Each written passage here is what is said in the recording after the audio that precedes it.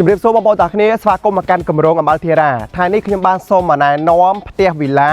ដែលទិញហើយអាចកាន់សោចូលនៅបានភ្លាមមានផ្ទះកណ្ដាលមួយនិងផ្ទះកាយមួយជាពិសេសទីតាំងស្អាតខ្លាំងមែនទែននៅជាប់នឹងសួនកំសាន្តធំរបស់គម្រោងហើយនឹងជាប់ជាមួយនឹងបាក្លឹបហៅដែលមានសម្ភារៈទំនើបឧបករណ៍ជាច្រើនសម្រាប់លោកអ្នកបាទហាត់ប្រាណហើយក៏មានជាមួយនឹង steam sauna អាងហែលទឹកគឺធំទូលាយខ្លាំងមែនទែនចំណុចពិសេសមួយទៀតគឺជា playground សម្រាប់កូនរបស់លោកអ្នកលេងកម្សាន្តនៅក្នុងគម្រោង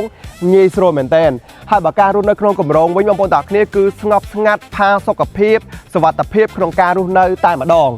ហើយផ្ទះមួយដែលខ្ញុំចង់ណែនាំបងប្អូននោះគឺជាប្រភេទផ្ទះកែងដីធំហើយជាម៉ូដវីឡាដែលទទួលបានការគ្រប់គ្រងនិងចាប់អារម្មណ៍ខ្លាំងមែនទែនវីឡា Prince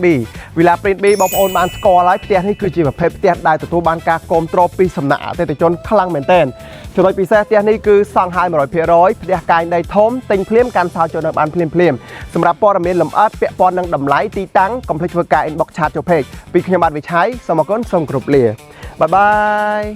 បុរី ML ធ្វើឲ្យជីវិតកាន់តែមានសុភមង្គល